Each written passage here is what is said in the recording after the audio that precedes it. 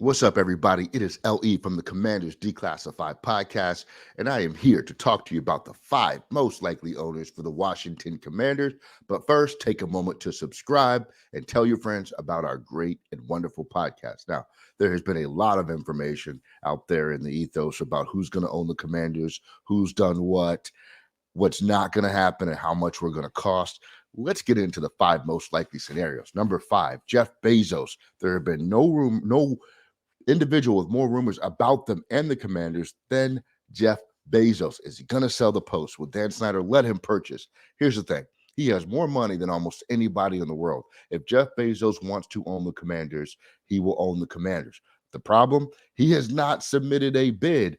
There is something wrong with that. I don't know what, I don't know why, but for some reason, there's no bid on the table when everybody else has one. I know a lot of you are going to say he's waiting to the last minute. Jeff Bezos doesn't have to do that. But until he submits a bid, to me, he cannot be higher on this list. Yes, he can afford it, but he's got to take those steps. Number 4, we have Tilman Fertitta, the owner of the Houston Rockets. He has been reportedly involved in the bidding.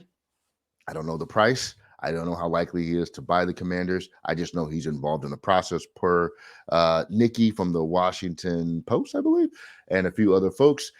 Look, he is an owner of a professional sports team, so that's a feather in his cap with his mission to buy the Commanders. He has been a little bit controversial, depending upon where you stand. Back when the protests were going on, he said that the Houston Rockets are not a political organization, which makes sense, but it also can cause some strife with certain groups, and I understand that too. So he's got a little bit of, I don't want to say baggage, but there's just a little bit something to him. Will the NFL be okay with that? Probably so. He's in the mix. I don't know if he can bump his way up higher on this list, but we got to see what his offer is first. All right, number 3, we have the Egbali Group, Clearwater Capital. They own a Premier League team. They evidently do a good job of running it.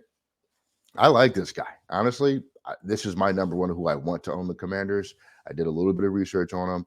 I think they are very involved, and I think that they are respected for it. They have the money to do this, and I don't have an issue with him.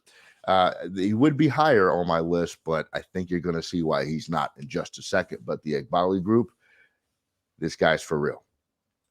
Number 2, that's the NWO music, right? This is Hollywood Hogan coming out in WCW back in the day. Shout out to all my wrestling nerds. Dan Snyder himself. Now, reports came out from Albert Breer that they were concerned that Snyder wasn't going to actually sell this team as far back as December. Now those are bubbling back up again because of the offers that have been made on the Commanders. It would not surprise me to see Daniel Snyder say, gotcha, I'm taking my team and we're going to keep on keeping on. Would I love it? Absolutely not. But you have to consider the fact that Dan Snyder doesn't technically have to sell this franchise. Can the NFL vote him to do so?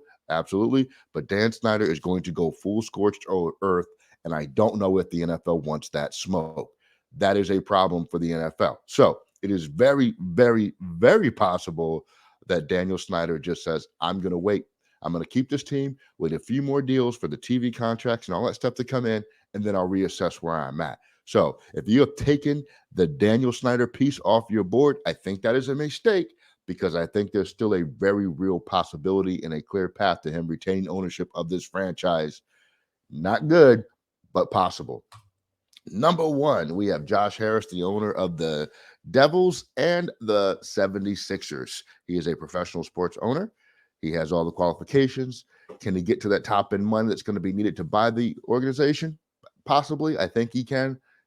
With the NFL's down payment rules, imagine being a billionaire putting a down payment on something. Kind of funny to think about. But anyway, I think he can do it. I think he's the most likely. I think he's been the most involved. And there were rumors out that he had toured the facility and maybe contacted Sean Payton about potentially becoming a coach as well.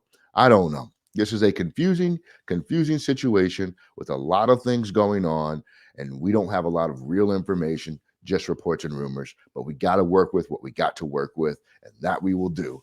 This is my top 5 most likely owners of the Washington Commanders, whether we like it or not. We're just going to have to let the situation play out and see where it goes from here. Everybody, let me know in the comments who you want to own the Commanders and how scared you are that Dan Snyder will retain this franchise. I am LE from the Commanders Declassified podcast.